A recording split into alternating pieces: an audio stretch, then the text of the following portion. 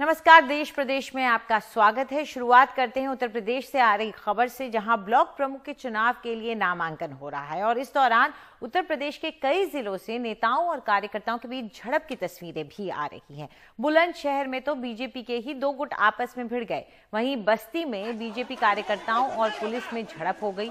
मुख्यमंत्री योगी आदित्यनाथ के शहर गोरखपुर में बीजेपी और समाजवादी पार्टी के कार्यकर्ताओं की झड़प हुई। समाजवादी पार्टी अध्यक्ष अखिलेश यादव ने कल ही कहा कि जिला पंचायत चुनावों के बाद बीजेपी अब ब्लॉक प्रमुख के चुनाव में भी लोकतंत्र का गला घोटने में लगी हुई है।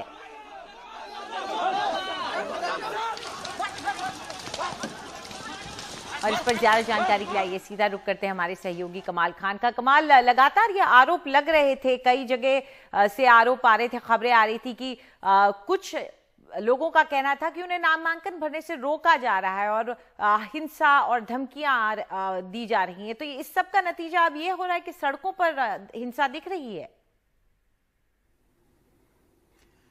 जी हाँ, बिल्कुल। देखिए, जब नॉमिनेशन का पर्चा लेने जब लोग जा रहे थे तो खास करके समाजवादी पार्टी के लोगों का आरोप था कि बीजेपी के लोग जहां पर्चा मिल रहा है वहां पे खड़े हैं और उनको अंदर घुसने नहीं दे रहे हैं, मारपीट कर रहे हैं, क्योंकि अगर उनको नॉमिनेशन का पर्चा नहीं मिलेगा तो वो दाखिल नहीं कर पाएंगे। अब जिन लोगों को नॉमिनेशन का पर्चा मिल गया है तो वो दर्जनों जगह से हिंसा की, मारपीट की, संघर्ष की खबरें आ रही हैं। जैसे अभी लखीमपुर खीरी से वहां से खबर आ रही है, उन्होंने वीडियो भी भेजे हैं कि जो सपा की उम्मीदवार हैं रितु सिंह, वो एक एमएलसी हैं, वहां पे उनके साथ वो जा रही हैं। उन्होंने गाड़ी के अंदर से शूट किया हुआ है, भगवा गमछे पहने हुए एक भीड़ उनकी गाड़ी को रोक रही है, उन्होंने उनका पर्चा छीन लिया है, उनको नॉमिनेशन नहीं करने दिया है।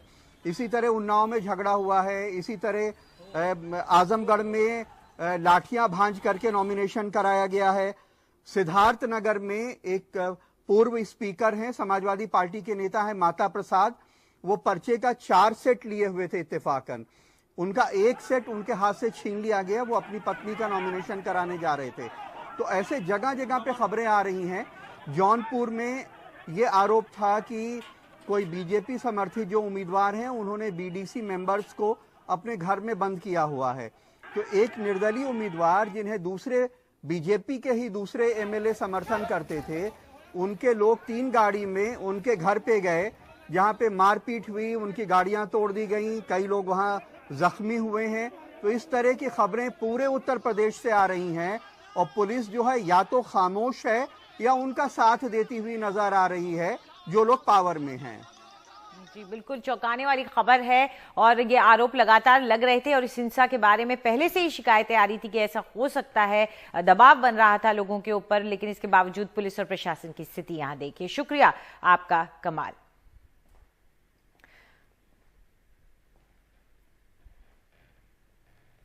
देश भर की 41 ऑर्डिनेंस फैक्ट्री बोर्ड में काम करने वाले 74,000 कर्मचारी आज काला दिवस मना रहे हैं। कर्मचारी बोर्ड के निगमीकरण के केंद्र सरकार के फैसले को काला झंडे के साथ उसका विरोध कर रहे हैं।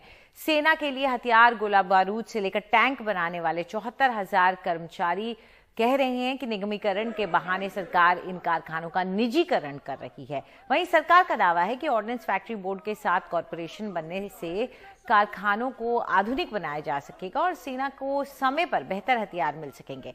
फेडरेशन से जुड़े नेताओं ने एनडीटीवी को बताया कि ये एक अध्यादेश जो लाया गया था जिसमें किसी तरह का विरोध प्रदर्शन इन कर्मचारियों द्वारा इलीगल कर दिया गया था। उनका कहना है कि एक तरह से काला कानून है जो संविधान से लोकतांत्रिक अधिकार मिले हैं उसका भी हनन कर रहा है। इसका विरोध वो हर स्तर पर करेंगे। कर्मचारियों के काला दिवस को देश भर की ट्रेड यूनियन का भी समर्थन है। रेलवे से लेकर केंद्रीय कर्मचारियों के संगठन ने भी इसको समर्थन दिया है। कर्मचारी काले बैज के साथ फैक्ट्री में काम कर रहे हैं। इससे पहले सरकार ने अध्यादेश जारी कर कर्मचारियों के हड़ताल पर रोक लगा दी थी। कोविड की सबसे बड़ी मार बनारसी साड़ी उद्योग पर पड़ रही है। दूसरी लहर के बाद बाजार तो खुल रहे हैं लेकिन बाजार में खरीदार नहीं है। हैंडलूम के करके बंद पड़े हैं। पुराना रखा माल बिक नहीं रहा है। नया माल बनाने के लिए बाजार में कोई ऑर्डर नहीं आ रहा है। लिहाजा आज बुनकर बेहद परेशानी में है और इसका अंत भी उन्हें नजर नहीं आ रहा।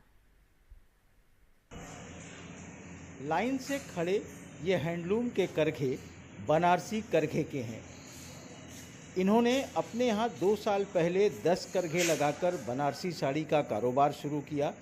1 साल तो ठीक चला, लेकिन कोविड की दस्तक देते ही इनके धंधे का ताना बाना इनके हाथ से छूटने लगा।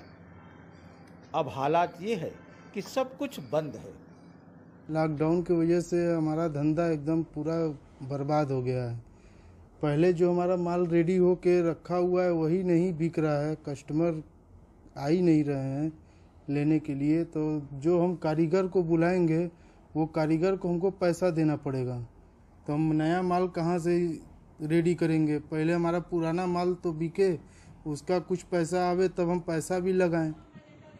मार सिर्फ बनारसी करघे जैसे मझोले व्यापारियों पर ही नहीं, मुन्ना नेट जैसे बड़े गद्दीदारों पर भी पड़ी है। इनकी फर्म से देश ही नहीं विदेश में भी साड़ियाँ जाती थीं। हर साल लाखों का कारोबार था, पर बीते 1 साल से सब कुछ ठहर गया है।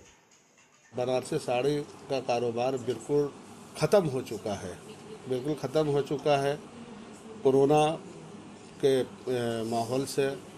और जो भी बाहर से पर्यटक वगैरह आते थे, अब कोई भी बिक्री नहीं हो रही है। और दिन पर दिन रेशम, कतान सारी चीज़ महंगी हो चली जा रही है। महंगी होने के बावजूद भी सब माल जो भी बनता है और जो थोड़े मोड़े कारीगर बनाते हैं वो घर में सब कुछ पड़ा हुआ है। बनारस में 1994-95 में की गई गणना के अनुसार हथकरघा की संख्या 75,324 थी और पावरलूम की संख्या 1750 थी।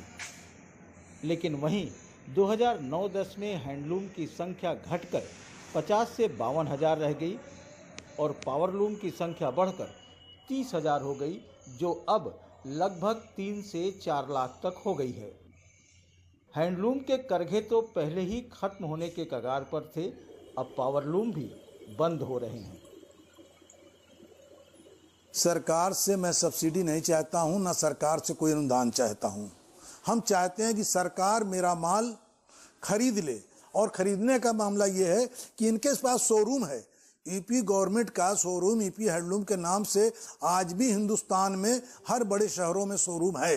तो इसी बहाने बजट दे दे, ये माल मेरा खरीद ले, तो वहाँ का स्टाफ भी खुशहाल हो जाएगा, ये माल भी मेरा बिक जाएगा और गवर्नमेंट को जीएसटी मिल जाएगी। कोविड की वजह से आईसीयू में चले गए बनारसी साड़ी उद्योग को बचाने के लिए सरकार अगर बाजार रूपी ऑक्सीजन का इंतजाम करती है तो बुनकरों के लिए कुछ राहत भरी बात हो सकती है। कोविड की दूसरी लहर के बाद अब भले ही अनलॉक हो गया हो, लेकिन बनारसी साड़ी उद्योग में तो अभी भी लॉकडाउन है और चिंता इस बात की है कि ये लॉकडाउन कब खत्म होगा इन्हें पता नहीं। लिहाजा बहुत से बुनकर इस धंधे से तौबा कर चुके हैं और अब बड़े गद्दीदार भी इस ताने बाने से निकलना चाहते हैं। साफ है कि बनारसी साड़ी उद्योग का आने वाला दिन मुश्किलों भरा है। वाराणसी से पुरुषोत्तम के साथ अजय सिंह, एनडीटीवी इंडिया।